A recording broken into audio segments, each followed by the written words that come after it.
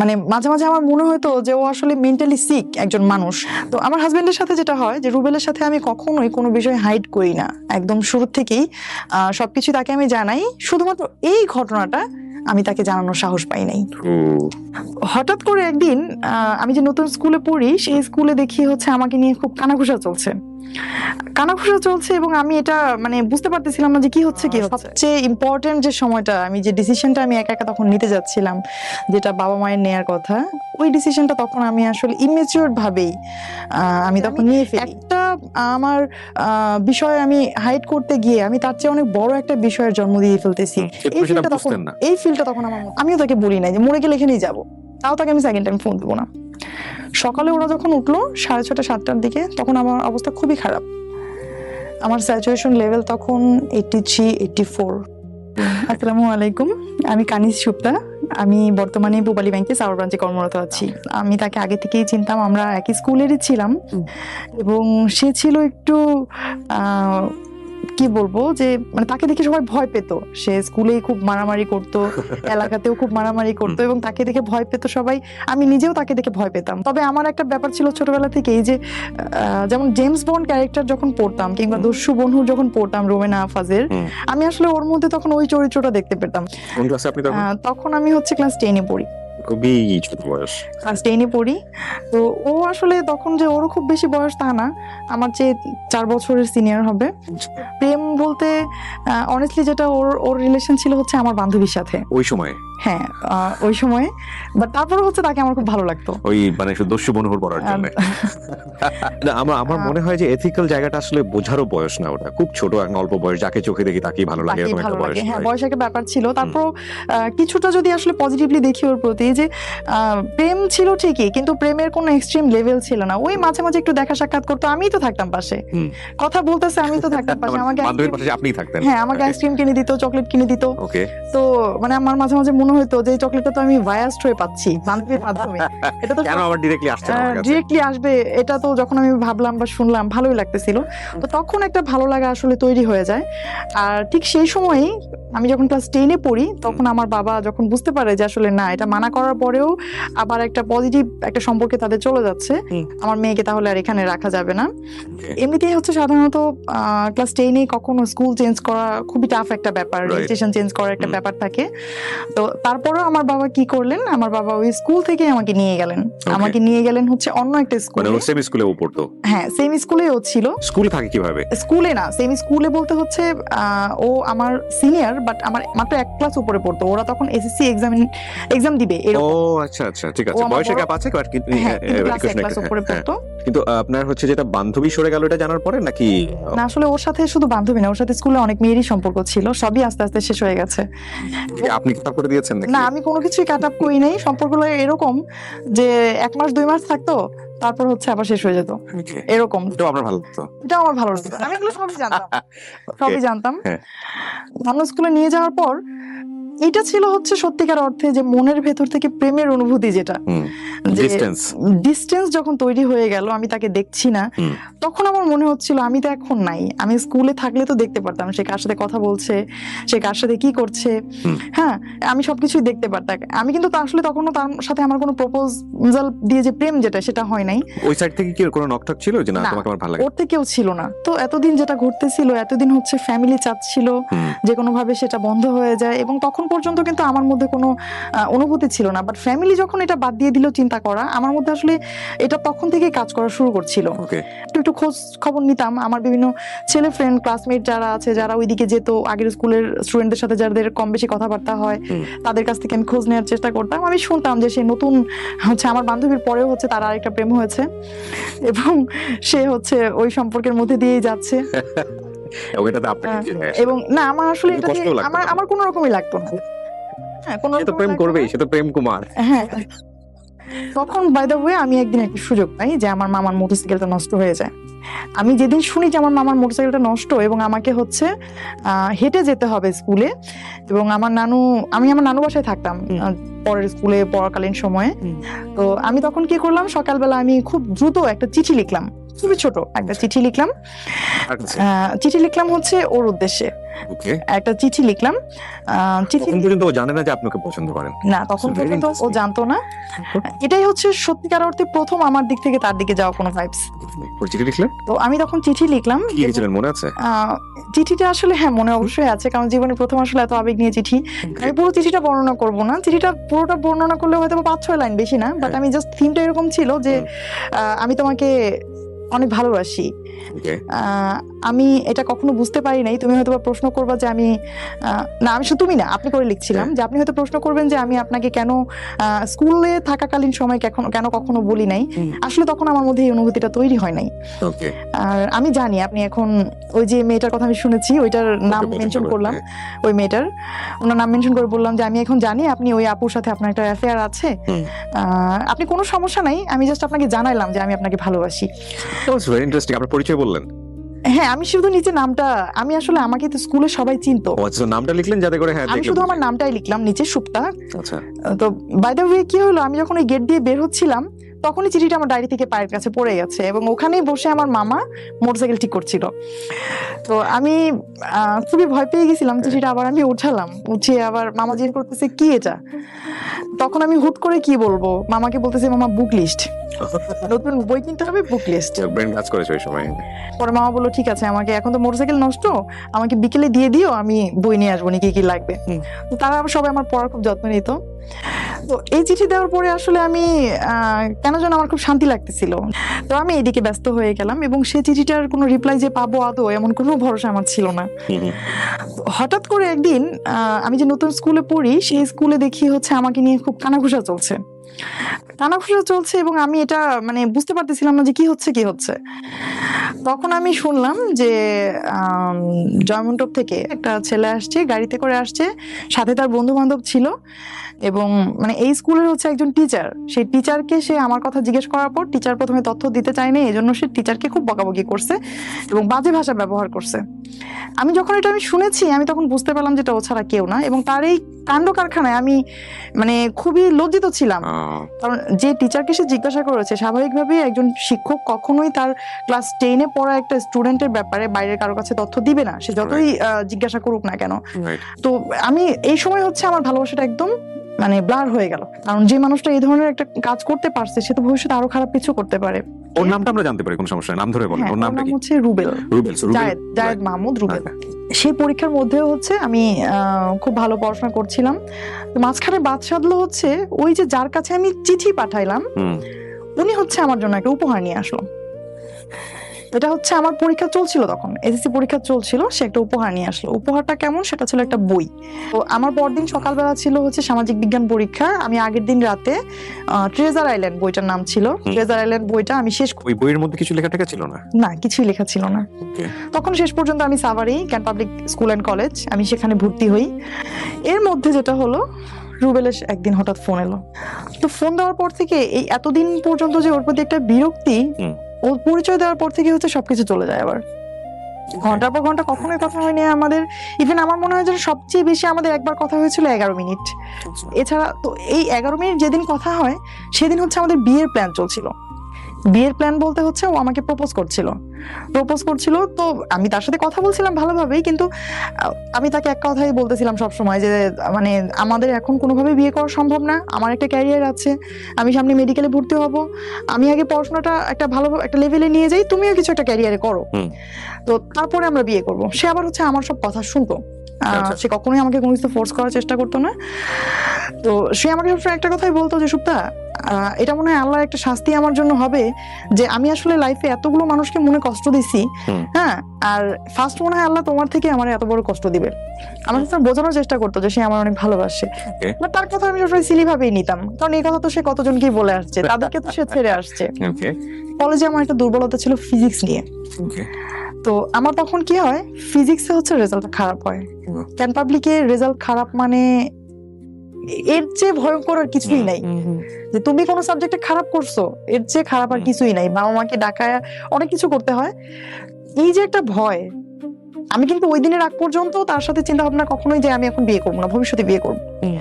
তখন আমি তাকে কি বলি যে আচ্ছা ঠিক আছে বিয়ে করব, কিন্তু আমি তোমার কথায় আমি তোমার সাথে যাব না। তোমার ফ্যামিলি যদি আমার সাথে কথা বলে, তারা যদি সাপোর্ট দেয় তাহলে আমি তোমাকে বিয়ে করব। আর তখন পরিস্থিতিটা এমন ছিল যে আমার একটা পার্সোনাল একটা কি বলবো নিজের একটা ক্যারিয়ার তৈরি হচ্ছিল, ওই সময় আমার বাবা আমাকে কোনোভাবেই বিয়ে দিবে না। কিন্তু আমার কথা হচ্ছে যে আপনি ফিজিক্সে খারাপ করার পরে ডিসিশনটা কেন নিলেন? এখন যদি আমি আমার বাবা মাকে বলি আমার প্রতি যে আমার বাবা মা আত্মীয় স্বজনের যে একটা এক্সপেকটেশন এটা নষ্ট হয়ে যাবে, আমার প্রতি তাদের ধারণা খারাপ হয়ে যাবে, এই লজ্জা আমি কোথায় রাখবো? এই লজ্জাটা আমি কোথায় রাখবো? তখন আমার কি হয় যে আমি তখন ওরে বলি যে ঠিক আছে চলো আমরা বিয়ে করি। বিয়ে করবো লেখাপড়া বাদ দিয়ে দিব? না। তাহলে ফিজিক্সের রিকভারিটা কিভাবে হবে? আমি শেষ করি। ওকে বল। পড়বো, বাট পরবর্তীতে অন্য কোথাও পড়বো। হ্যাঁ, অন্য কোথাও পড়বো, আরো ভালোভাবে লাগলে আমি এক ইয়ার গ্যাপ দিয়ে দিব, মানে তারপর আমি আমার বাবার সামনে দাঁড়াবো না। ফাইন। সো বিষয়টা এরকম ছিল যে আসলে এই ফিজিক্সের খারাপটা আসলে অন্য কোনো ভাবে ডাইভার্ট হবে শুধুমাত্র বিয়ের রিজনে। না, আমি বিয়ে করে ফেলেছি, দ্যাটস ওয়াই আমি 1 বছর গ্যাপ, কিন্তু আসলে তো রিজন হচ্ছে ফিজিক্স। এক্স্যাক্টলি। এটা কিন্তু এখন পর্যন্ত মনে হয় এই প্রোগ্রামটা দেখার পরে আমার বাবা জানবে। এই ঘটনা কিন্তু আমার বাবা এখনো জানে না যে আমার সেই সময় ফার্স্ট ইয়ারের থেকে সেকেন্ড ইয়ারে ওঠার সময় আমি ফিজিক্স একটা সাবজেক্টে আমি ফেল করি। ওকে, এটা আমার বাবা এখনো জানে না। ফিজিক্সে ফেল করে আপনি কেমিস্ট্রিতে ঢুকে গিয়েছেন। হ্যাঁ, তখন আমাদের মধ্যে খুব ভালো একটা কেমিস্ট্রি তৈরি হয়ে যাচ্ছিল। কিন্তু বিষয়টা আসলে কিন্তু সত্যি যে ওই সময়ের আগ পর্যন্ত তার সাথে যে কথা বলছিলাম, আমি ফোন দেওয়ার পর থেকে 1 মাস হয়ে গেছে প্রায় কথা বলছিলাম, আমার মধ্যে তখন একবারও কাজ করে নাই হ্যাঁ আমি বিয়ে করব। তখন আমার মধ্যে একটা ওই এরকম ভাব চলে আসছিল যে এই হলে হলো, না হলে না। বলি failure is the pillar of success. তো ওই সময় যেটা ছিল যে আসলে failure is the pillar of marriage. তখন এটা কিন্তু বাংলাদেশের অনেক মেয়েদের ক্ষেত্রে এটা হয়। এটা হয়। হ্যাঁ,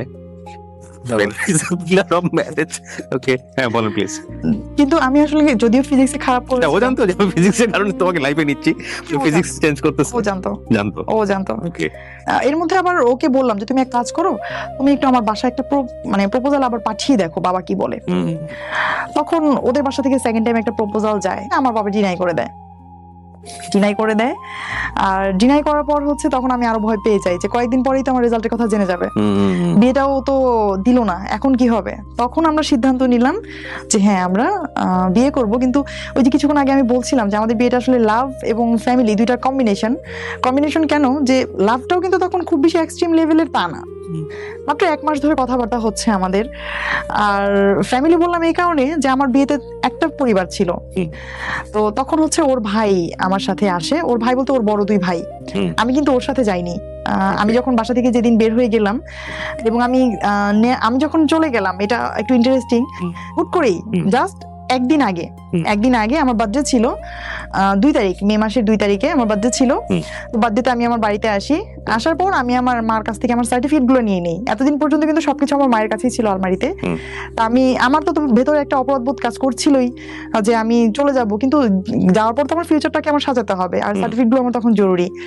আর আমার তখন একটা এরকম ছিল ভেতরে যে আমার যদি এরকম আমি চলে যাই, সেক্ষেত্রে হচ্ছে যে আমার বাবা মা কখনোই আমাকে আর মেনে নিবে না। আর এদিক থেকে ও প্রস্তুতি রেখেছিল যে না, হ্যাঁ ও মেন্টালি প্রস্তুত ছিল এবং ও তার ফ্যামিলিকে জানাচ্ছিল এবং তার ফ্যামিলি সবাই খুব খুশি ছিল। তো যেটা হয়েছে যে আমি প্রথমে আমার মার কাছ থেকে এগুলো নিলাম, এবং সবসময় যে আমি বিদায় নেই, এবারে বিদায় নেওয়াটা ছিল একটু ভিন্ন রকম, কারণ ওরা জানতো না, আমি তো জানতাম যে আমি চলে যাচ্ছি।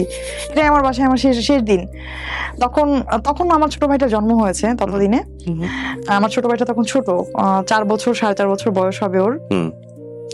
তো আমি আমার ছোট ভাইকে খুব আদর করে ওকে হচ্ছে কিছু চকলেট কিনে দিয়ে আসি আসার সময়, ওকে অনেকক্ষণ ধরে আদর করি। তখন আমার আম্মু বলতেছে যে আবার না আসবা সামনের সপ্তাহে, এত দেরি করলে হবে, তাড়াতাড়ি যাও।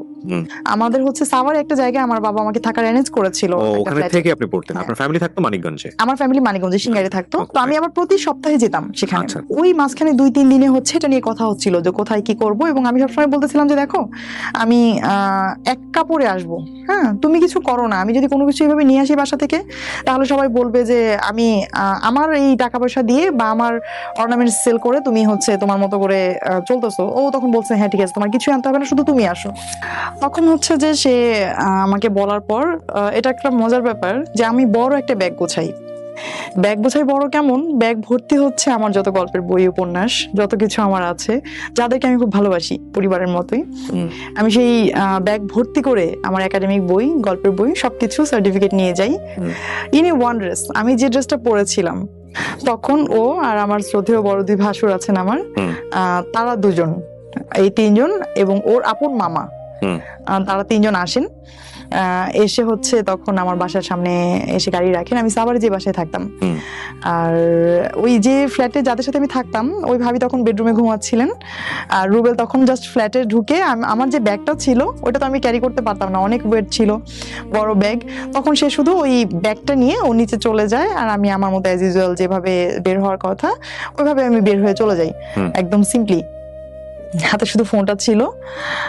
তখন হচ্ছে গাড়িতে ওঠার পর ফোনটা আমি সুইচ অফ করে দিই। তো এই হচ্ছে আসলে কি বলবো, আমার লাইফের সবচেয়ে ইম্পর্টেন্ট যে সময়টা, আমি যে ডিসিশনটা আমি একা একা তখন নিতে যাচ্ছিলাম, যেটা বাবা মায়ের নেয়ার কথা, ওই ডিসিশনটা তখন আমি আসলে ইমেচিওর ভাবেই আমি তখন নিয়ে ফেলি। আমার পরীক্ষার রেজাল্ট খারাপ করব এটা বললে বাবা মা কষ্ট পাবে, এই যে ভয়টা, আসলে ওই ভয়টা থেকে তখন আমার বের হয়ে আসা উচিত ছিল।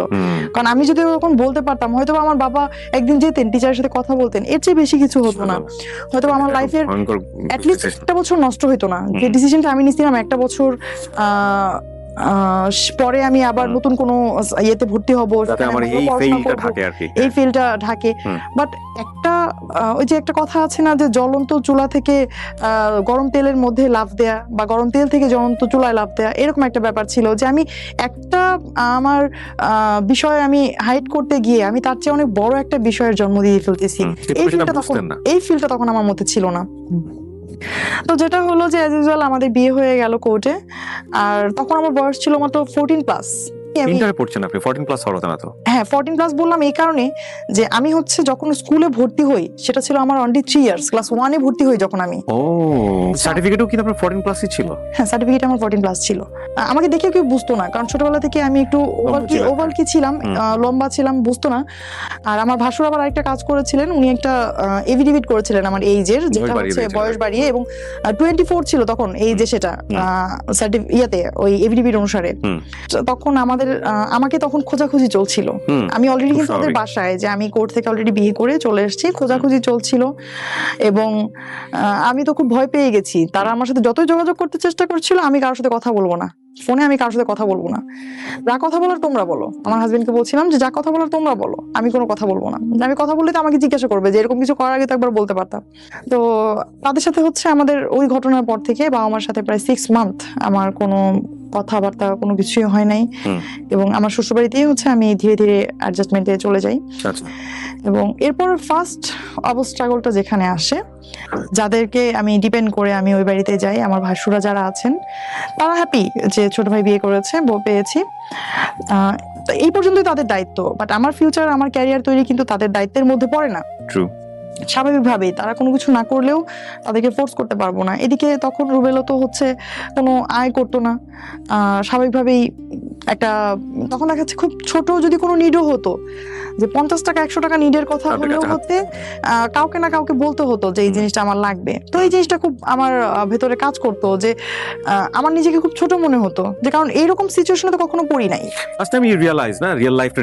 তখন হচ্ছে প্রথম আমার মনে হলো যে না, আসলে তো এটা খুব জরুরি ছিল যে একটা কিছু করে একটা ফিনান্সিয়াল সাপোর্ট তৈরি করে বিয়েটা করা। ফার্স্ট ধাক্কাটা আসে হচ্ছে আমার পড়াশোনা নতুন করে শুরু করায়, কলেজ চেঞ্জ। যে আমাকে তো ওই কলেজে তো আমি আসলে নতুন করে পড়ার কোনো সুযোগ ছিল না, কারণ আপনি তো জানেন ক্যান পাবলিকে হচ্ছে ম্যারিড হলে হচ্ছে খুব টাফ। আর আমি যেহেতু আনম্যারিড অবস্থায় ভর্তি হয়েছিলাম, তারপর আমি পড়াশোনা করতে পারতাম হাইড করে, যদি হচ্ছে আমার ওই ফিল্ডটা না আসতো। এখন তো হচ্ছে আমার হাজবেন্ডকে আমি শো করতে পারবো না আমি যদি আনম্যারিড হয়ে ওখানে পড়াশোনা করতে যাই, আর বাবা মার সাথে তো কোনো সম্পর্কই নাই, সুতরাং আমি তো ক্যান পাবলিকে পড়তে পারবো না। তখন এনিহাউ আমি নতুন একটা কলেজে ভর্তির সিদ্ধান্ত নেই। সিদ্ধান্ত নেওয়ার পর তখন কলেজে ভর্তিতে আসলে খুব বেশি টাকা লাগতো না, বর্তমান সময়ের পরিপ্রেক্ষিতে খুব বেশি টাকা লাগতো না। বাট ওই টাকাটাই তখন ওই মুহূর্তে আমার জন্য খুব টাফ হয়ে গিয়েছিল, যে টাকাটা আমাকে কে দিবে। তখন হচ্ছে আমার ভাসুরদেরকে হচ্ছে আমার হাজবেন্ড বোঝায় যে ঠিক আছে, অ্যাটলিস্ট ওকে ইন্টারমিডিয়েট পর্যন্ত পড়াও, ইন্টারমিডিয়েটটা পাস করুক, তারপরে দরকার হলে ও একটা প্রাইমারিতে ঢুকে যাবে বা কোথাও ঢুকে যাবে। তো তখন পর্যন্ত আমার ভাসুররা ওই হ্যানার মধ্যেই ছিল, যে পড়বে কি পড়বে না। আসলে গ্রামে একান্নবর্তী পরিবার, তারা চায় একটা বউ, তারা তো কলেজের ছাত্রী চায় না। এটা খুব স্বাভাবিক যে তাদের দরকার বউ, তো বউ পড়াশোনা করবে, এটা আসলে তাদের জন্য খুব অনেক দূরের চিন্তা। আর এটা আমাদের গ্রামে কখনো হয়ও না যে একটা বাড়ির বউ পড়াশোনা করে, কারণ মেয়েরাই পড়াশোনা করে না কেউ ভালোভাবে ওই সময়ে। এই জায়গাটা থেকে হচ্ছে আমার আশেপাশে পরিচিত যারা ছিল, এক কথায় আমি যাদের কাছে মধ্যমণি হয়েছিলাম একটা সময়, আত্মীয় স্বজন পাড়া প্রতিবেশী সবাই হচ্ছে তখন আমার হাজবেন্ড সম্পর্কে কিছু ব্যাড কমেন্টস করতো হচ্ছে যে ওদের সম্পর্কটা থাকবে না এবং ওই ছেলের সাথে কোনোভাবেই ও অ্যাডজাস্ট করতে পারবে না এবং তার ক্যারিয়ারটা শেষ হয়ে গেল, এই ধরনের বিভিন্ন কথাবার্তা বলতো, যেটা হচ্ছে ওকে খুব কষ্ট দিত। But আমার অভিজ্ঞতাটা তখন ধীরে ধীরে চেঞ্জ হচ্ছিল। এরকম যে প্রেমিক হিসেবে সে যতটুকু খারাপ, একজন হাজবেন্ড হিসেবে সে তার চেয়ে শতগুণ ভালো। আপনার মনে ফিল, এবং আমার আস্তে আস্তে তখন ফিলিংটা আমার এরকম হচ্ছিল, এটা ও প্রুফ করার চেষ্টা করছিল একদম ইনস্ট্যান্ট। আমাদের বিয়ের দিন থেকে আমি যেটা দেখেছি, সে হচ্ছে টোটালি চেঞ্জ একজন মানুষ। আমি আগে যাকে চিনতাম এই রুবেল সেই রুবেল না। যে আমার শ্বশুরবাড়িতে হচ্ছে অনেক বড় উঠান ছিল এবং তখন পর্যন্ত কোনো কাজের লোক ছিল না, আর ওই কাজগুলো হচ্ছে বাড়িতেই যারা ফ্যামিলি মেম্বার তাদেরকেই করতে হতো। তো এটা হচ্ছে আমার বাড়িতে প্রায় 24 জন ফ্যামিলি মেম্বার ছিল ওই সময় আমার শ্বশুর বাড়িতে, এবং এদের যে রান্না বাড়ার একটা ব্যাপার, এদের খাবারের পর হচ্ছে থালাবাটি ধোয়ার একটা ব্যাপার, এগুলো কিন্তু অনেক বড় প্রেশারের একটা বিষয় এবং এগুলো সব নিজেরাই করতে হতো। ওই সময় কিছুদিন কাজের লোক ছিল না। তো যেটা হয়েছে যে এগুলো করতে গেলে তো স্বাভাবিকভাবে আমার পড়াশোনা হবে না। তখন কি ও পড়াশোনা মোটামুটি কি বন্ধ করে দিয়েছে? একদম ও পড়াশোনা বন্ধ করে দিয়েছে। ইন্টার থাকতেই মোটামুটি ড্রপ করে ফেললো নাকি? না, এসএসসির পরেই ও আর পড়াশোনা করতে পারেনি আমার জন্যই। তাহলে চিন্তা করে দেখেন, এখানে একটা ভয়ঙ্কর রকমের ডাইমেনশন আছে। সেটা হলো যে সে এসএসসির পরে পড়েনি, এরকম একটা সময় সে বিয়ে করেছে। এই বাসাতে পড়াশোনার কালচারটা মেয়েদের ক্ষেত্রে সাধারণত বাংলাদেশের সামাজিকতা যেরকম হয় গ্রাম বাংলাতে ওরকমই, যে বাড়ির বউ এত পড়াশোনা করে কি করবে। আবার এখানে আরেকটা কমপ্লেক্সিটি গ্রো করার একটা ব্যাপার আছে, সেটা হচ্ছে হাজবেন্ড এসএসসি পড়ার পড়াশোনা করছে না, মেয়ে তখন ইন্টারমিডিয়েটে পড়ছে, এবং তাকে আবার ইকোনমিকের একটা ব্যাপার স্যাপার আছে যে সে যে সায়েন্সে পড়তো, সে সায়েন্সের সাবজেক্টগুলো প্রাইভেট পড়াতে পারবে না। সো পড়াশোনা বন্ধ হয়ে যাওয়ার জন্য যতগুলো রাস্তা ওপেন থাকার দরকার, এখানে সবকিছু ওপেন আছে, কিন্তু ঘটনা কি ঘটেছে সেটা খুব ইন্টারেস্টিং। এবং আপনারা কিছু তো বুঝতেই পারছেন, কারণ উনি এখন পূবালী ব্যাংকে আছে, তার মানে উনি নিশ্চয়ই পড়াশোনা করেছে। গল্প আমাদের শেখানো, গল্প আরো অন্য জায়গাতে, একটু মনোযোগ দিয়ে শুনতে বলেন। এবং বিয়ের পরে যে ফিনান্সিয়ালি ক্রাইসিসটা চলে আসে, তখন এমন একটা পর্যায়ে চলে আসে যে হয় হচ্ছে ওর এসএসসি পরীক্ষার এক্সামগুলোতে অ্যাটেন্ড করার জন্য টাকা জমা দিতে হবে, অথবা আমার কলেজে ভর্তি হতে হবে। এখন সে বলে যে দেখো, আমি তো ভালো স্টুডেন্ট না বেশি, আমি হয়তো পড়াশোনা করবো কোনো রকম, আমার পড়াশোনাটা চলতে থাকবে, তুমি তো ভালো স্টুডেন্ট, তুমি তোমার পড়াশোনাটা চালায় যাও। তখন সে আমার জন্য এই স্যাক্রিফাইসটা করে যে সে পড়াশোনা না করে সে আমার জন্য পড়াশোনার একটা অপরচুনিটি তৈরি করে দেয়। অথচ সে কিন্তু এটা বলতে পারতো, বা আমিও তাকে বলেছিলাম যে একটা কাজ করো, যে তুমি এসএসসিটা করো, আমি দরকার হয় একটা বছর আমি ওয়েস্ট করি, একসাথে আমরা কলেজে ভর্তি হব, ততদিন একটা ফিনান্সিয়ালি একটা সাপোর্ট আসতে পারে, এরকম প্রপোজ আমি তাকে করেছিলাম। বাট সে আমাকে বলছে না, আমি চাই না তোমার লাইফের সময় নষ্ট হোক, সে আমাকে এরকম বলতো। তো আমার হাজবেন্ড যেটা করতো, আমার যাতে কোনো ঝামেলা না হয় এবং আমাকে যেন কেউ পড়াশোনার জন্য বলতে না পারে যে ও কলেজে গেছে, এজন্য হচ্ছে আমরা বাড়িতে এই কাজটা হয় নাই। ও কি করতো, অন্ধকার থাকতে ফজরের আজানের আগে যখন কেউ উঠতো না, তখন উঠে সে হচ্ছে ওই উঠানটা ঝাড়ু দিত, পুরো উঠানটা। আমার হাজবেন্ড যে হচ্ছে সারা জীবন স্কুলে মেয়েদের পিছনে ঘুরেছে, যে হচ্ছে স্টেজে গান গেয়েছে, হ্যাঁ মারামারি করেছে, মানুষ তাকে দেখে ভয় পেত, সে এইরকম কাজ করতো আমার জন্য, যে কেউ দেখার আগে, যখন কেউ না দেখতো তখন হচ্ছে সে পুরো উঠানটা ঝাড়ু দিত। এবং সেই উঠানটাও কিন্তু অনেক বড়, প্রায় 45% জায়গার উপর আমাদের বাড়ি, চতুর্দিকে দোতলা এবং মাঝখানে অনেক বড় উঠান, এবং সেই উঠানটা অনেক বড়। এক কথাই সেই উঠানটা অনেকে বুঝবে না, 1 বিঘার প্রায় 1.5 বিঘার কাছাকাছি। এই উঠানটা ঝাড়ু দিতেও প্রায় 25 থেকে 30 মিনিট লেগে যায় স্পিডে ঝাড়ু দিলেও। তো সেই কাজটা আসলে অনেকটা স্কুলের মতোই দেখতে, চতুর্দিক থেকে দোতলা, হ্যাঁ চতুর্দিক এবং ডিজাইনটা অনেকটা স্কুলের মতোই, কোনো রুমের সাথে কোনো অ্যাটাচড বাথরুম নাই, একদম প্রত্যেকটা লাইনের শেষে হচ্ছে ওয়াশরুম, পুরোনো আমলে জমিদার বাড়ির মতো একদম। তো ওদের কিন্তু ফ্যামিলি ওয়েলদি ছিল, 1.5 বিঘা জমির উপর বাড়ি হলে ওয়েলদি হওয়ার কথা গ্রাম অঞ্চলে, কিন্তু ও হচ্ছে স্যাক্রিফাইস গুলো করতো, কারণ হচ্ছে ওর পার্সোনাল কোনো ইনকাম ছিল না, এটা ওর মধ্যে খুব কাজ করতো যে এটা নিয়ে যেন কেউ কিছু কখনো বলতে না পারে। তো সে যখন ওই উঠানটা ঝাড়ু দিত, এমনও হয়েছে কখনো যে আমি ঘুমিয়ে আছি, আমি জানি না সে যে উঠান ঝাড়ু দিচ্ছে, আমি জানি না। তো সে হচ্ছে এগুলো করতো, করে সকালে যদি কেউ জিজ্ঞেস করতো কে করছে, বলতো যে সুপ্তা কলেজে যাওয়ার আগে এগুলো সব শেষ করে গেছে। ওই যে বললাম যে আমি যখন স্কুলে ওকে চিনতাম যে সময়টাতে, সে সময়টাতে ছিল হিরোর মতো, কল্পনায় হিরোর মতো, তার স্টাইল ছিল অন্যরকম। হিরো এখন বাসন মাজছে, তার হিরো এখন গান ঝাড়ু দিচ্ছে। C this is the change. এবং এগুলো কিন্তু সংসার জীবনে খুবই গুরুত্বপূর্ণ। কেন বলছি একটু সামনের দিকে যখন আমরা যাবো তখন বুঝবো আর কি। জি প্লিজ। কলেজে আসতে হচ্ছে মানিকগঞ্জ থেকে সাভারে জার্নি করে, আমি তখন কনসিভ করেছি। আর ওই সময়টাতেই হচ্ছে জার্নিতে একটা প্রবলেম ছিল। আমাদের সিঙ্গারি রোডে যারা মানিকগঞ্জবাসী যারা, তারা জানেন যে আমাদের সিঙ্গারের যে রোডটা, এটা কি পরিমাণ ভাঙা ছিল যে পুরো গাড়িটা একটা ভাইব্রেশন মুডে। আমি তখন হচ্ছে কলেজে আসতাম প্রতিদিন। তখন সে একটা সময় তার ব্যবসার পাশাপাশি সে কি করলো, সে একটা বাইক নিল। সে হচ্ছে আমাকে, এটা আমার জন্যই নেয়া, তার ঠিকমতো পৌঁছে দেওয়ার জন্য। এবং সে বাইকটা নিয়ে শুধুমাত্র হচ্ছে আমাকে কলেজে পৌঁছে দিয়ে সে কলেজের বাইরেই দাঁড়িয়ে থাকতো।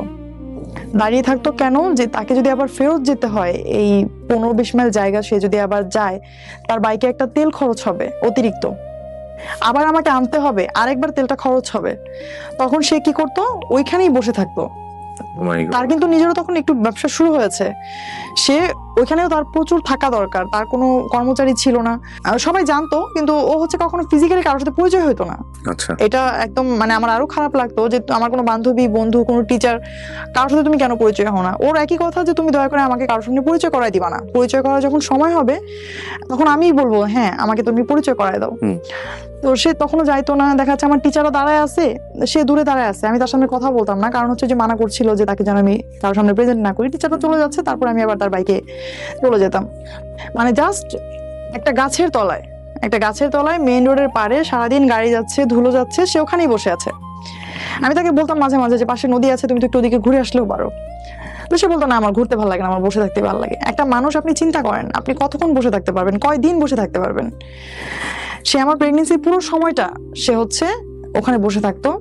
ইভেন বিলিভ করবেন না, একদম ছোট একটা বাচ্চাদের মতো, যে একটা মা যেমন তার সন্তানের পেন্সিল আছে কিনা, রাবার আছে কিনা, প্লে নার্সারিতে পড়ুয়া একটা বাচ্চার খেয়াল রাখে, ওই বাচ্চার কিন্তু কোনোদিন এটা ভাবতে হয় না আমার পেন্সিল নাই, আমার কলম নাই। ইভেন স্টিল আমি যখন সেই সময়টাতে পড়াশোনা করতাম, আমার কোনোদিন এটা মানে ওকে বলতে হয় নাই যে আমার একটা পেন্সিল লাগবে, একটা জ্যামিতি বক্স লাগবে, একটা খাতা লাগবে। সে সবকিছু চেক করে সময়ের আগে সে সবকিছু নিয়ে আসতো আমার জন্য। তো আমার হাজবেন্ড হচ্ছে আমাকে কখনো পরীক্ষার হল থেকে বের হয়ে কখনো জিজ্ঞেস করতো না আমাকে যে তোমার এক্সাম কেমন হয়েছে। আমি ওকে বলতাম যে আমি যে পরীক্ষা দিচ্ছি তোমার তো কোনো ফিল নাই। পরে বলতেছে কেন? বলে আমি ফেল করলেও তোমার কিছু আসা যায় না, পাশ করলেও কিছু আসা যায় না। পরে বলে এরকম কেন বলতেছো? পরে আমি বলি যে এই যে আমি পরীক্ষা দিয়ে বের হই, তোমার কি কখনো মানে জানতে ইচ্ছা হয় না যে আমার পরীক্ষাটা কেমন হয়েছে? তখন সে আমার উত্তর দিল একদিন যে কষ্ট তো আমি করছি, এজন্য আমি জানি ফলাফল ভালো হবে। আমার ছেলেটার জন্য মা ছিলাম আমরা দুইজনই ধরতে গেলে। আমি হচ্ছে ওর বায়োলজিক্যাল মা, আর আমার হাজবেন্ড ছিল হচ্ছে ওর মেন্টালি বা ফিজিক্যালি বাবা। ও আসলে মায়ের দায়িত্বটাই পালন করতো, যে ওকে খাওয়ানো থেকে শুরু করে ওর যে ক্লিনিং এর একটা ব্যাপার থাকে, ওকে গোসল করানো থেকে শুরু করে। এখন হয়তো অডিয়েন্সরা অনেকেই ভাবতে পারে যে ও হয়তো কিছু করতো না এই জন্য এটা করছে, আসলে তখন কিন্তু কিছু করতো। ওর নিজের বিজনেস দাঁড়িয়ে গেছে এবং সেখানে ওকে, ওর বিজনেস বলতে হচ্ছে ওর একটা খামার ছিল, এবং সেই খামারেও কিন্তু ওকে অনেক পরিশ্রম করতে হতো। প্রচুর পরিশ্রম ছিল। ওর একটা মুরগির খামার ছিল, প্রচুর পরিশ্রম, প্রায় 2500 মুরগির একটা খামার ছিল, এবং 2500 মুরগির টেক কেয়ার ও একা করতো।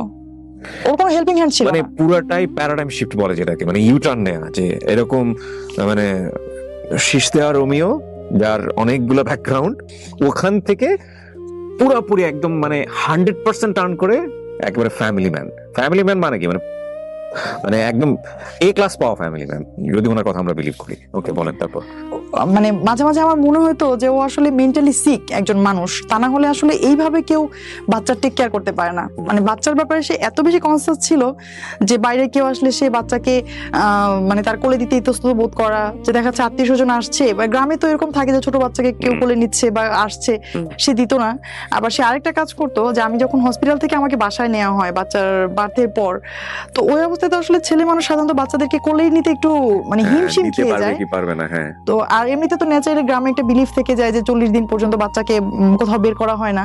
আর সে যেটা করতো, ওই হসপিটাল থেকে আনার 2-1 দিন পরে, অর্থাৎ আমার বাচ্চার বয়স যখন 7 থেকে 8 দিন, তখন সে আমার বাচ্চাকে নিয়ে ঘুরতে যেত বাইরে। সে কোলে করে ড্রেস পরিয়ে সে ঘুরতে নিয়ে যেত বাইরে, এবং বাইরে সবাইকে নিয়ে দেখাতো যেটা আমার ছেলে। ডেকে ডেকে ওই দেখাতো বয়সে একটা লজ্জা পাওয়ার ব্যাপার। এক্স্যাক্টলি। আমি এটাই বলতেছি যে সাধারণত এতটুকু মানুষ বাবা হয়েছে এটা তো আসলে সে আরো একটু হাইড করে রাখে Shy feel করার স্বাভাবিকভাবে। তখন হচ্ছে আমি আইনে ভর্তি হই। Law-তে? হ্যাঁ, আমি লতে অনার্স করার জন্য ভর্তি হয়ে হচ্ছে প্রাইম বিশ্ববিদ্যালয়ে। ওকে, আমি বাসায় না থাকলে সে টেক কেয়ার করতো।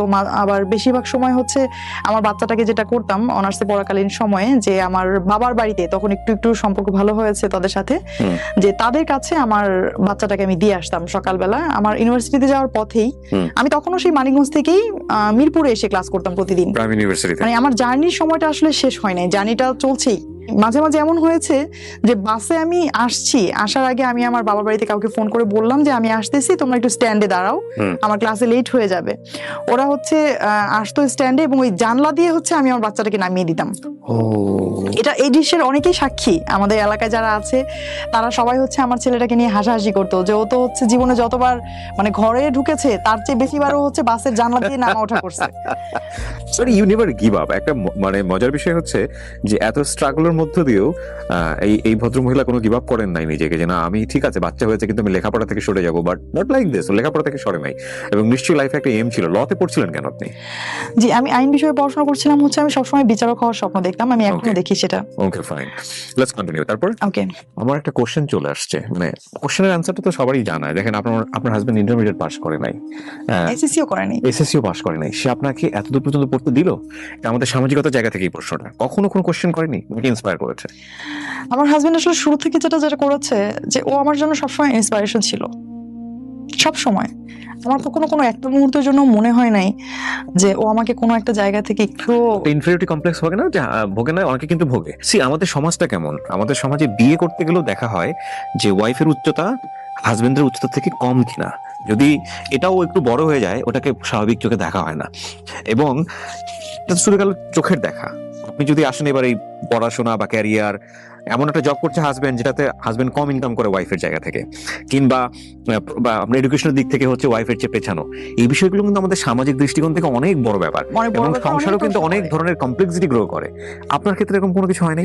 আসলে আমাদের ক্ষেত্রে কখনো এরকম কেন হয়নি যে ওই যে পড়াশোনা না করার যে বিষয়টা ওর, এটা হচ্ছে ও বলতে হয়তো বা কখনো কখনো ফিল করতো এরকম যে কারোর সামনে বলবা না, এই কারোর সামনে সেম বলবা না। প্রশ্নটা আমি ওনাকেও করব, ওনার অ্যান্সারটা আমি নিয়ে নেই, হ্যাঁ। দেখি উনি কি বলেন। হ্যাঁ। কারোর সামনে বলবা না, বাট আমি যেটা করি একদম শুরু থেকে এখন পর্যন্ত খুব গর্ব করেই বলি আমার হাজবেন্ড পড়াশোনা করে নাই। কারণ আমি এরকম আমার অনেক বান্ধবীদেরকে দেখেছি যাদের হাজবেন্ড মাস্টার্স পাস এবং অনার্স শেষ করে ওদের বিয়ে হয়েছে, ওদের হাজবেন্ড হচ্ছে ওদেরকে জানি। পড়তে দেয় নাই। পূবালী ব্যাংকে আমি যখন জয়েন করলাম, ও যেটা বলছিলাম যে এর মধ্যে আমি 4টা ব্যাংকে পরীক্ষা দেই আর হচ্ছে আরেকটা জুডিশিয়ারিতে পরীক্ষা দেই, 4টা ব্যাংকে আমার জব হয়ে যায়। জব হয়ে যাওয়ার পর পূবালী ব্যাংকে আমার পোস্টিং হয় হচ্ছে আমার বাসার খুব কাছে। সে কারণেই আপনি এই জন্য হচ্ছে আরেকটা ব্যাংকে যেটা হয় আমার এর চেয়ে ভালো একটা পদে জব হয়, কিন্তু আমি শুধুমাত্র বাড়ির কাছে, এই জন্য আমি এই শাখাতেই জয়েন করি পূবালী ব্যাংকে। তখন আমি একটা বিউটি কন্টেস্টে আমি নাম দিলাম। তো আমার হাজবেন্ডের সাথে যেটা হয় যে রুবেলের সাথে আমি কখনোই কোনো বিষয় হাইড করি না, একদম শুরু থেকেই সবকিছু তাকে আমি জানাই। শুধুমাত্র এই ঘটনাটা আমি তাকে জানানোর সাহস পাই নাই। অনেকেই দিবেন, আপনার এক্সপ্লেন করার দরকার নেই, বাংলাদেশে নাই, আমি মনে করি এটা দিবে না, অনেকেই দিবে না। হ্যাঁ, যখন হচ্ছে আমি সেমিফাইনালে চলে গেলাম, এখন তো এটা টিভিতে প্রচার করছে, রেগুলার টিভিতে দেখাবে, প্রচার হবে, কখন আবার দেখে ফেলে, দেখলেই তো চিন। তখন যদি কোনো প্রশ্ন করে এখন আমি কি করব, বলতে তো হবে, জানাতে হবে। তখন আমি ওকে একদিন সাহস করে এরকম বললাম যে রুবেল, আমাকে কেমন লাগছে, একটা সুন্দর ড্রেস পরার সামনে দাঁড়ায় বলতেছে আমাকে কেমন লাগতেছে। পরে বলতেছে যে ও আবার এমনিতে হচ্ছে আমাদের মধ্যে কম, যে একটা আছে যে ওই কাউকে খুশি করার জন্য কিছু বলা, যে তোমাকে অনেক ভালোবাসি বা তোমাকে অনেক বুঝতে সুন্দর পেরেছি, লাগছে, romantic word এই যেটাকে বলে। বিষয়গুলো আমাদের মধ্যে কম, শুরু থেকেই কম। আচ্ছা। তো ও তখন আমাকে বললো হ্যাঁ হ্যাঁ এটা এরকম হয়েছে, এটা এরকম হয়েছে। তো বললাম যে সব মিলে কেমন, সুন্দর লাগছে না পচা লাগতেছে, এটা বলো। তো বলতেছে হ্যাঁ সুন্দর লাগতেছে। তো বললাম আচ্ছা ধরো আমি একটা বিউটি কন্টেস্টে এখন আছি, হ্যাঁ আমি বিউটি কন্টেস্টে আছি, তুমি শুনলা, হ্যাঁ তখন তোমার অনুভূতি কি হবে? তখন ও দুষ্টমি করে বলতেছে যে আমি তো তখন মানে মাইকিং করে প্রচার করবো যে আমার ওয়াইফ হচ্ছে বিউটি কন্টেস্টে আছে, এই সেই, হাসতেছে। তখন আমি বললাম যে রুবেল যদি সিরিয়াসলি এরকম শোনো, তখন ও আস্তে আস্তে করে হচ্ছে ওই হাসিটা থেমে গেল। সিরিয়াসলি শুনবো মানে কি? পরে তখন ওরে মানে একদিন পরে আমি আবার বলতেছি রুবেল আমি কালকে যেটা বললাম আসলে কিন্তু বিষয়টা এরকম। তখন হচ্ছে ও প্রথমে একটু রেগে গেল হচ্ছে আমাদের মধ্যে আসলে যে এতক্ষণ যেটা বলতেছিলাম যে ভালোবাসার যে বিষয়টা, কেয়ারিং এর যে বিষয়টা, এটা যেমন তীব্র আমাদের মধ্যে কিন্তু রাগও তীব্র। রাগ হচ্ছে আমরা দুজনের সাথেই প্রচন্ড, এবং আমাদের এটা খুব কমন যে প্রতিদিনই কমপক্ষে একবার হলেও ঝগড়া হয় যে কোনো বিষয় নিয়ে, এবং ঝগড়াটা এরকম যে ঝগড়া হচ্ছে 10 মিনিট পরে আবার খুব স্বাভাবিকভাবে কথাবার্তা, কিছু হয় নাই। এটা খুব জরুরি, ঝগড়াও জরুরি, এই মিনিমাইজেশনটাও খুব জরুরি। হ্যাঁ। তো তাকে আমি জানানোর পর সে প্রথমে তো আমার বাবাকে ফোন দিল, মাকে ফোন দিল। এতদিনে কিন্তু এই যে এতগুলো বছরে তাদের সাথে কিন্তু তার এত ভালো একটা সম্পর্ক হয়ে গেছে যে তাদের কাছে হচ্ছে আমার চেয়ে তার প্রায়োরিটি বেশি হয়ে গেছে এখন। তো এনিহাউ আমি আমার বাবা মাকেও বোঝালাম, ওকেও বোঝালাম যে দেখো আমি যে পর্যায়ে এসেছি, যতটুকু করেছি, এই যে প্রায় 80,000 থেকে 5,000, 5,000 থেকে 100, 100 থেকে 28 থেকে এখন আমি সেরা 17তে আছি। এখনো তুমি যদি আমাকে মানা করো রুবেল, আমি আর একদিনও এখানে যাব না, তুমি বিলিভ করো। তুমি আমাকে মানা করবা, আমি সত্যি সেখানে যাব না, ঠিক আছে? বাট তুমি এতটুকু আমার উপর ভরসা রাখবা, আমি কখনোই জীবনে এমন কোনো কাজ করব না যেটা তুমি কোনোভাবে শুনলে তুমি কষ্ট পাবা। তোমাকে কষ্ট দেওয়ার মতো কোনো কিছু আমি কখনো করবো না। তখন ও বলতেছে যে ঠিক আছে, সে আমার এখানে কোন ড্রেস পরবো, কি করব, তার একটাই বিষয় ছিল যে তুমি হ্যাঁ কন্টেস্টে যাবা, বাট তোমার মধ্যে যেন শালীনতা থাকে। আর শেষ পর্যন্ত আল্লাহর রহমতে আমি এখানে সেকেন্ড রানার আপ নির্বাচিত হই। ওকে, কি ছিল কন্টেস্টটা? এটা ছিল হচ্ছে মিসেস মিলেনিয়াম ইউনিভার্স 2020। কারা করেছিল এটা? এটা করেছিল হচ্ছে মিডিয়া পার্টনার ছিল এটিএন বাংলা। আচ্ছা। আর এটিএন বাংলাতে দেখিয়েছে? হ্যাঁ, এটিএন বাংলাতে দেখিয়েছে। কত সালে এটা? এই যে রিসেন্টলি ফেব্রুয়ারিতে হয়েছে 2020 এ। ও, সো আপনাকে তো অনেকে চিনবে তাহলে। আমি এই ধরনের অনুষ্ঠান তেমন দেখি না, যে কারণে আমি আসলে রিকগনাইজ করতে পারছি না। আমাদের আবার এখানে একটা ব্যাপার হয়েছে যে আমাদের প্রোগ্রামের পরে এটার প্রচারণা কম হয়েছে, কারণ করোনার কারণে সবকিছু ওই ফেব্রুয়ারি পর থেকেই তো সারা বিশ্বেই একটু ইয়া হয়ে গেছে। এই জন্য হচ্ছে আমাদের এই অনুষ্ঠানটা পরবর্তীতে আর মানুষের সামনে তেমন ভাবে প্রেজেন্ট করা হয়নি। আমি কিছু টিভি উপস্থাপনার সাথেও জড়িত। আমি কিছু আইন বিষয়ক প্রোগ্রাম আমি উপস্থাপনা করি, এটিএন বাংলাতেও আছি। তো দর্শকরা হয়তো অনেকে আমাকে দেখেছেন। তো আমি সবসময় একটা জিনিস খেয়াল রাখি যে আমার ক্যামেরার সামনে আমি বসে আছি, ক্যামেরার পেছন থেকে আমাকে যারা দেখছেন ওইখানে কিন্তু শুধুমাত্র আমার দর্শক নাই, ওইখানে আমার বাবা বসে আছে, আমার হাজবেন্ড বসে আছে। এই জিনিসটা আমার মাথায় থাকে সবসময়। তো এই ছিল হচ্ছে আমাদের সত্যিকার অর্থে এতদিন পর্যন্ত It's a huge support, man. আমি চিন্তা করতে পারি না যে একটা মানুষ যে লেখাপড়া বেশি দূর যেতে পারেনি, সে তার ওয়াইফকে এত বড় সাপোর্ট দিয়ে গেছে, এবং সবচেয়ে এক্সট্রিম লেভেল। বাংলাদেশে উনি যেটা বলছিল যে মিডিয়া সম্পর্কে সাধারণ মানুষের যে conception, that is absolutely true. তো কেউ এরকম একটা কমপ্লেক্স সিচুয়েশন আছে মিডিয়া সম্পর্কে, একটা অবজারভেশন, সেখান পর্যন্ত এই ভদ্রলোক সাপোর্ট দিয়ে গেছে যে ঠিক আছে আমার ওয়াইফ সেখানেও কাজ করবে। Wow, I must salute you sir, first of all. আর গল্পটা আরো বাকি, টুইস্ট আরো সামনে। কেন বলছি সাম্প্রতিক সময় এটা একটা খুবই জরুরি গল্প। এরই মধ্যে লাস্ট রোজাতে আমি অসুস্থ হয়ে যাই, হঠাৎ করে অসুস্থ হয়ে যাই। এটা ছিল হচ্ছে মে মাসের 2য় সপ্তাহ।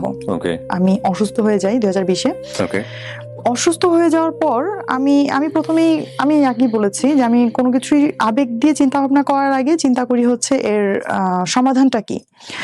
আর বর্তমানে যেহেতু সারা দেশে একটা প্যান্ডেমিক একটা সিচুয়েশন ক্রিয়েট হয়ে গেছে, তো আমি কি করেছি যে আমি সাথে সাথে আমার ডাক্তারের সাথে কনসাল্ট করেছি।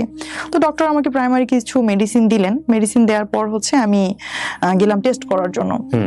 যখন ওই মেডিসিনও কাজ হচ্ছিল না, টেস্ট করার জন্য, তখন আমার যেটা হয়েছে যে আমার তখন ঠান্ডা, সর্দি, যেটা গলা ব্যথা, সিম্পটম থাকা, মাথা ব্যথা, জ্বর, সবকিছুই ছিল এক কথাই। মানে এগুলো কি এমন কোনো কিছু টের পাচ্ছিলেন যেগুলো সাধারণত আগে হয় নাই? গলা ব্যথাটা অনেক বেশি লাগতেছে বা এরকম কোনো কিছু? আমার আবার একটা ব্যাপার হচ্ছে আমার আগে থেকেই রাতে জ্বর আসার একটা প্রবণতা আছে। আচ্ছা।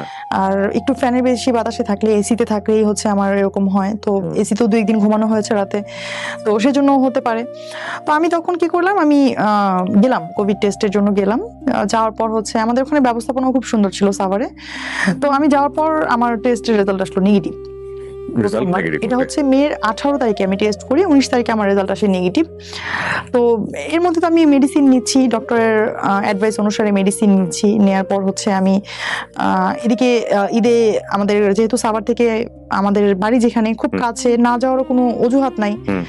তো আমরা ঈদে এই করোনার প্রেক্ষাপটেও আমরা গেলাম, ওখানে গেলাম। তো ওখান থেকে যখন আমি ফিরেছি তখন কিন্তু আমার এতদিনে যে সিমটম গুলো করোনার, ওগুলো আমার অলমোস্ট হচ্ছে কেটে গেছে।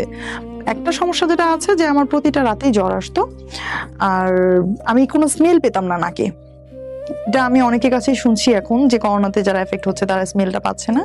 স্মেল পেতাম না। আর আমি যেটা করেছি যে আমি আবারও গেলাম টেস্ট করতে, যে আমি যদি এফেক্ট হয়ে থাকি, আমি হয়তো বা আগেটা ফলসও আসতে পারে, বিভিন্ন জায়গায় এরকম শুনছি। তো আমি আবার টেস্ট করতে গেলাম।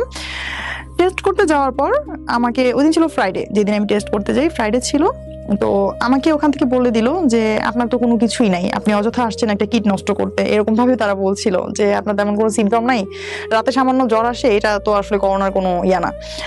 তো আমি টেস্ট করে বাসায় চলে আসলাম। তারা আমাকে বললো যে যদি হচ্ছে আপনার যদি পজিটিভ হয়, আগামীকাল আপনাকে ফোন দিয়ে জানিয়ে দেওয়া হবে।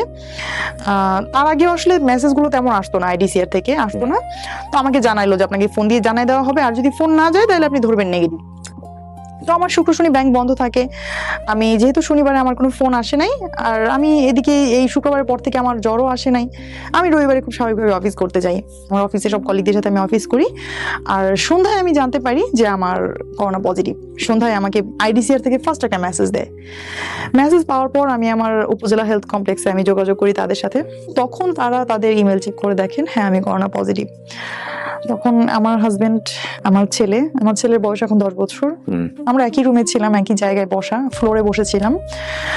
তো আমি মেসেজটা দেখার সাথে সাথেই প্রথমে ওদেরকে জানাই যে আমার তো করোনা হয়েছে।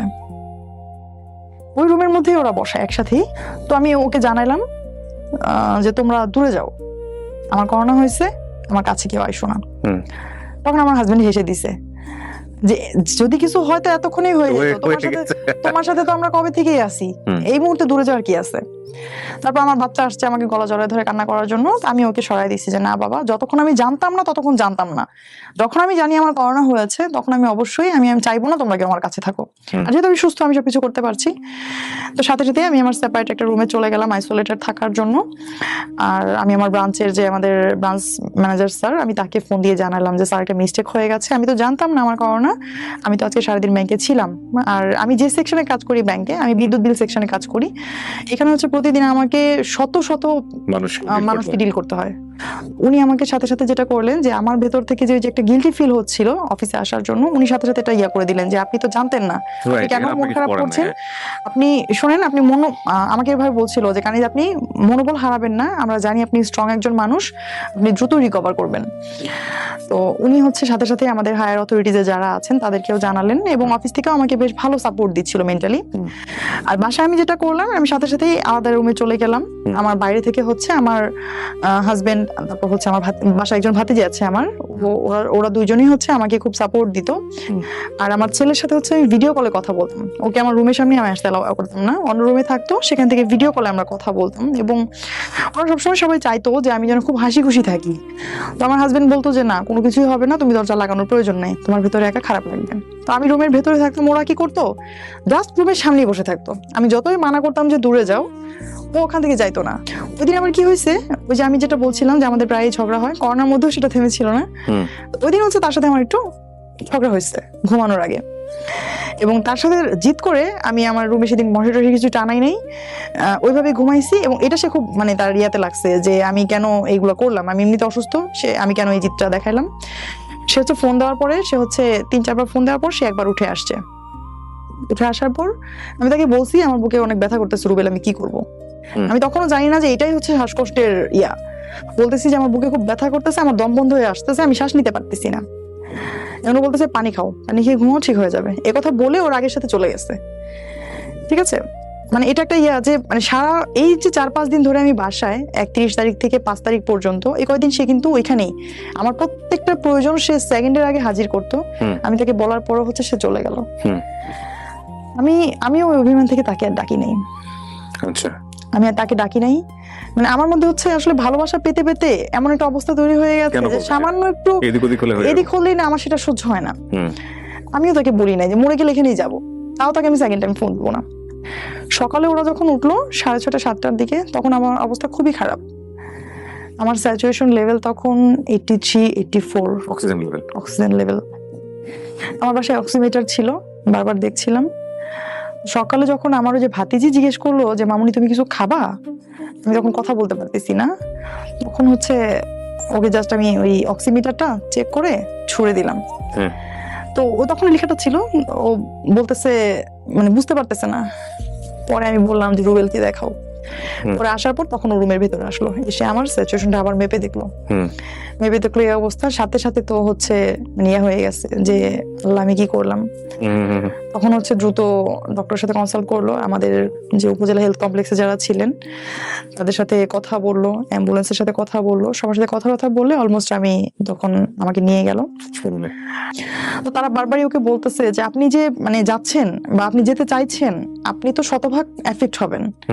হ্যাঁ, তখন ও বলতেছে যে হ্যাঁ আমি এফেক্ট হবো, আমি এটা মেনে নিয়েই যাচ্ছি। তখন হচ্ছে সে আমার সাথে হসপিটালের উদ্দেশ্যে গেল এবং কুর্মিটোলা জেনারেল হসপিটালে আমি অ্যাডমিট হই। বাচ্চাটা তখন কোথায়? আমার ছেলেটা তখন আমার ওই ভাতিজির কাছে, ও তো অঝোর কান্না করছিল। শুরুতে এরকম সিচুয়েশন ছিল যে আমাকে হসপিটালে পৌঁছে দিয়ে আমার হাজবেন্ড বাসায় চলে যাবে। তো প্রথম দিন সে চলেও যায়, আমাকে পৌঁছে দিয়ে সবকিছু গুছিয়ে অক্সিজেন দিয়ে সে চলে যায়। বাট যেটা হয়েছে যে আমার সাথে যে পেশেন্টটা ভর্তি হইলো, আমি হচ্ছে এই তাড়াহুড়োতে, আর এখন তো করোনার সময় করোনা ডেডিকেটেড যে হসপিটালগুলো আছে ওখানে হচ্ছে এখন কিন্তু বেড পাওয়া খুব টাফ, আর কেবিন পাওয়া তো আসলে আরো টাফ। তো খুব চেষ্টা করার পরেও কেবিন পাওয়া হয়নি, আমি ওয়ার্ডেই ছিলাম, ফিমেল ওয়ার্ডে।